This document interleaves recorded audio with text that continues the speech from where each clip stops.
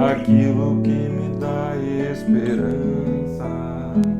Quero trazer à memória aquilo que me dá esperança.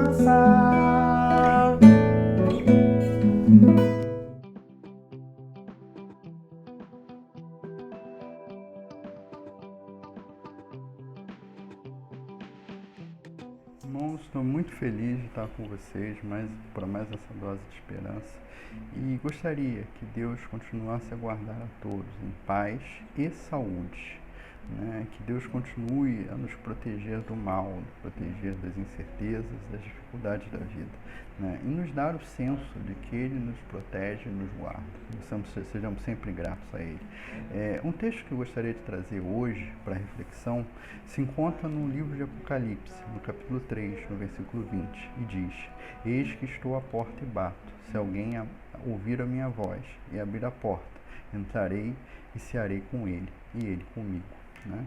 O livro de Apocalipse é um livro difícil na sua interpretação, né? Há várias formas de interpretar ele, né? Há alguns que entendem, né, que ele se reflete, né, ou se aplica basicamente àquele tempo, né, onde o apóstolo João escreveu as igrejas, outros que ele se aplica completamente no futuro, outros que ele se aplica ao longo de que ele pode ser interpretado como um guia para toda a história da Igreja do Senhor, desde o tempo apostólico até hoje. Né? A gente que entende que essas cartas, né, cada uma não reflete não as suas igrejas, propriamente aquelas 7 igrejas, mas tempos da igreja cristã. Né? De qualquer forma, né, e há várias formas de interpretar, né, isso, nós estamos tendo ainda na nossa igreja um estudo sobre isso. O fato é que, né, eu gostaria de focar numa coisa mais imediata nesse momento, né, que diz que daquela igreja, da igreja de Laodiceia, né? E pensar naquela igreja não tanto como uma igreja, né? Como uma congregação que existiu muitos séculos atrás, mas como a nossa própria vida, né? Como a nossa própria forma como nós temos vivido diante do Senhor, né?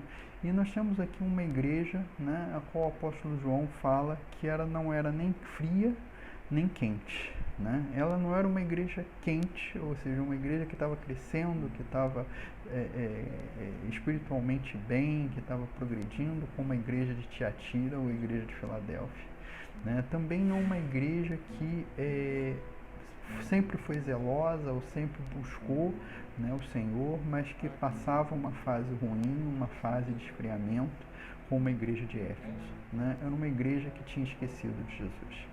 É uma igreja que sequer ouvia a voz de Jesus, né? Porque Jesus tinha ficado para fora dela, né? Era uma igreja que, se não ouvia a voz, sequer convidava Jesus a estar com ela, né?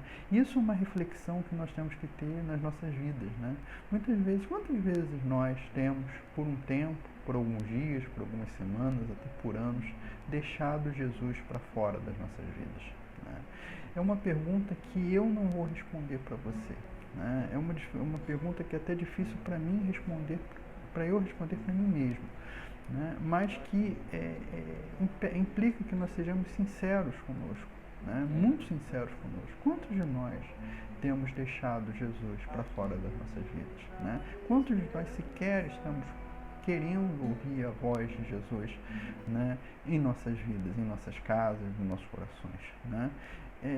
Mas se a resposta foi positiva para isso, né, e é sempre grande, né, e sempre uma coisa boa que nós reconheçamos isso, né, quando estivermos afastados do Senhor, né, o Senhor nos dá uma solução, né?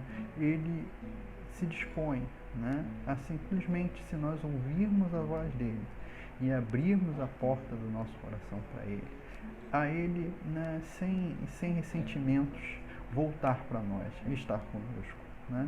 E eu te peço, eu coloco isso para diante de você, que se você tem deixado Jesus para fora da sua vida, esse é o momento, e agora é o momento de trazer ele de volta. Diz o livro de Hebreus: hoje, se ouvirdes a minha voz, não endureçais o vosso coração. Então, se você tem ouvido a voz de Deus hoje, deixe ele entrar no seu coração. Amém.